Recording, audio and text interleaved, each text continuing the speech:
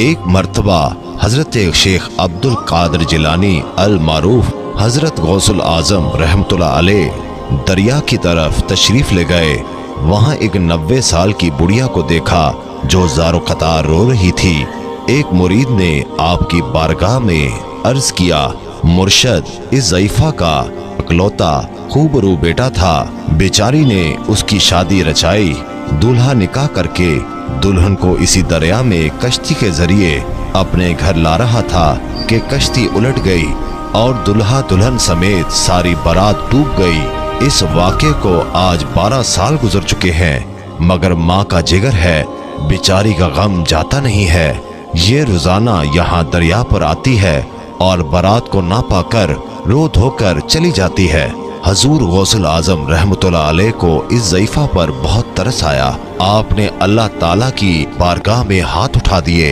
चंद minute तक कुछ ज़हूर ना हुआ, यानी कोई कश्ती या कोई सवारी या कोई डूबा हुआ शख्स नमूदार ना हुआ, तो आप बेताब होकर बारगाह इलाही में अर्ज गुजार हुए, ए मालिको मौला, इस कदर ताहीर की क्या वजह है? इरशाद हुआ, ए मेरे बंदे, ये ताहीर खिलाफ तकदीर नहीं है।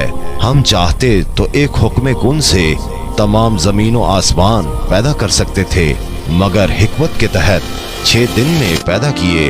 बारात को डूबे हुए 12 साल गुजर चुके हैं। अब न वो कश्ती बाकी रही है, ना ही इसकी कोई सवारी। इंसानों का गोश्त वगैरह भी दरियाई जानवर खा चुके हैं। रेजा रेजा को अज्जाए जिस्म में इकट्ठा करवा कर दोबारा जिंदगी के मरहले में दाखिल कर दिया है। अब इनकी आमद का वक्त है। अभी ये कलाम एहतताम तक ना पहुंचा था कि वो कश्ती अपने तमाम तर साजो सामान के साथ बमा दुल्हा दुल्हन और बाराती सतह आब पर नमूदार हो गई और चंद ही लम्हों में किनारे आ लगी। तमाम बाराती शेख अब्दुल कादिर जिलानी रहमतुल्लाह अलैह से दुआएं लेकर खुशी खुशी अपने घर पहुँचे। इस करामत को सुनकर बेशुमार कुफार ने आकर हजूर गौसुल आजम रहमतुल्लाह अलैह के दस्ते मुबारक पर इस्लाम कबूल किया।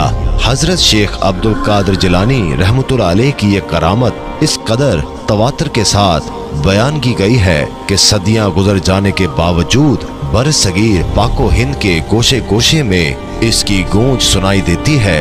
अल्लाह ताला की बारगाह में दुआ है कि अल्लाह ताला गौसे पाक के दर्जात को बुलंद फरमाए और हमें औलिया कराम का अदब व एहतराम करने की तौफीक अता फरमाए और इनके नक्शे कदम पर चलने की तौफीक अता फरमाए।